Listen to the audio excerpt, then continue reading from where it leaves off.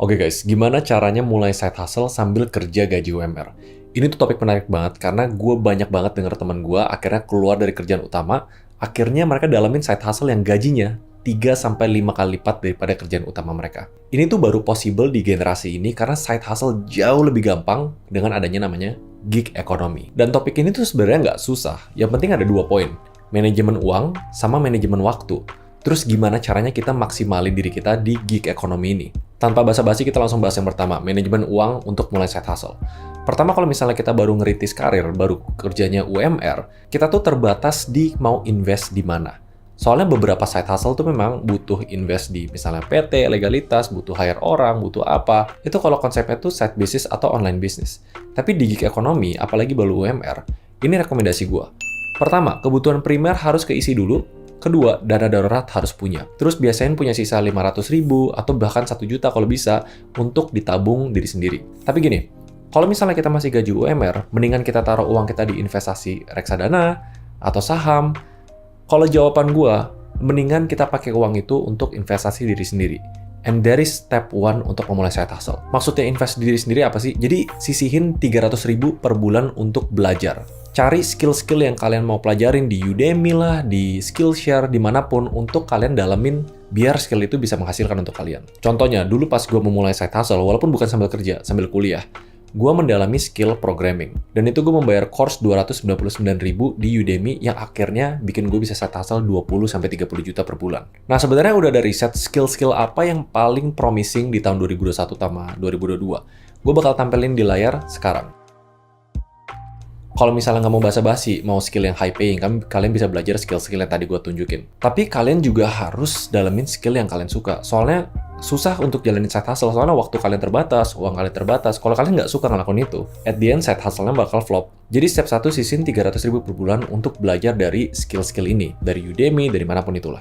Nah, lalu alokasi waktunya gimana? Kalau misalnya kita gaji UMR atau kita kerja sebagai karyawan, itu rata-rata 8 sampai jam 5. Kebetulan kita lagi di zaman WFH di mana kita nggak perlu transportasi atau lembunnya nggak gimana, tapi ini balik lagi ke masing-masing ya. Tapi effectively, kalau gue saranin punya waktu 2 sampai 3 jam per hari untuk belajar. Let's say kita mulai dari jam 6 sampai jam 9. Atau mungkin sisanya kalian bisa pakai buat nonton atau relax.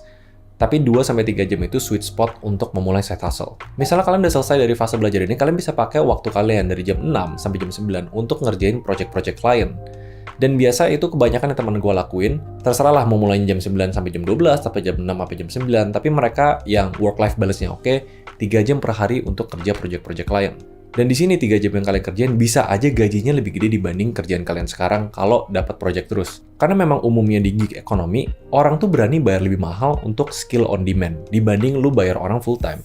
Nah terus sisanya gimana nih? Kok kayaknya kalau 3 jam per hari terus bakal terhambat. Ini bukan rekomendasi, tapi realitanya kebanyakan temen gue yang memulai side hustle, mereka tuh nggak 100% efektif di kerjaan mereka. Misalnya dari jam 8 sampai jam 5, itu tuh pasti ada jam-jam kosong. Kalau menurut gua, kalau misalnya nggak dimarahin supervisor, kalian curi-curi waktu itu untuk balas klien, balas brief, nulis lapak kalian, atau hal-hal kecil yang sifatnya tuh bisa di-interrupt. Bukan yang tipe kalian harus kerja 2 jam depan komputer, ya kalau kayak gitu kalian bakal dimarahin sama supervisor. Tapi at least itu hal-hal yang gua lakuin. Tapi ini bukan dicontoh ya, waktu kelas kuliah yang kira-kira gua udah ngerasa gua ngerti, gue curi-curi buat balas klien, buat email-email, jadi hal-hal kecil kayak gitulah. And then what? Sebenarnya di tengah-tengah sana, jujur memang banyak yang harus dibahas, kayak cari kliennya gimana, buka lapaknya gimana, negosiasi gimana, invoicing gimana.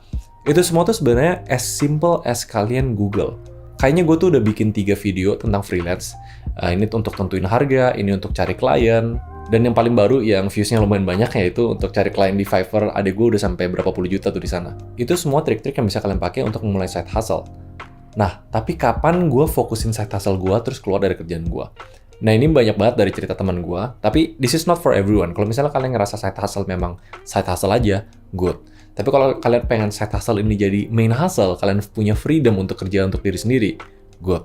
Kalau menurut gua, biar aman, kalian sampai punya penghasilan 3 kali lipat dari gaji kalian, baru kalian keluar dari tempat kalian kerja. Kadang 1 bulan kalian tuh bisa 2 kali lipat dari gaji, kadang 1 bulan bisa 5 kali lipat, tapi kadang kalian bisa nggak dapet project. Jadi kalau kalian punya rata-rata selama 3 bulan terakhir, side hustle-nya 3 kali lipat dari gaji kalian, itu baru kalian boleh consider untuk keluar. Dan most likely, kalau misalnya udah sampai di tahap itu, side hustle kalian tuh bisa banget di sustain jadi kerjaan yang way more rewarding dibanding kerjaan full-time kalian. This is gig economy, dan gue bersyukur banget tinggal di zaman sekarang, karena gig economy, semua tuh bisa di-deliver dengan digital. Voice over, design, editing, ilustrasi, animasi.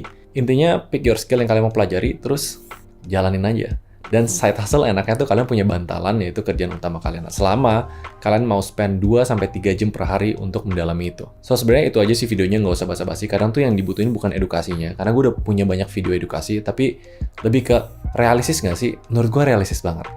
Dengan adanya Fiverr, Upwork, Sribulancer, freelancer, banyak banget marketplace yang memudahkan kalian memulai side hustle, especially di gig economy. Alright, kalau misalnya kalian mau mulai side hustle, kalian tulis dong ide kalian mau ngapain di bawah. Again, kalau punya opini, feel free juga komen di bawah. I guess I'll see you guys in the next video.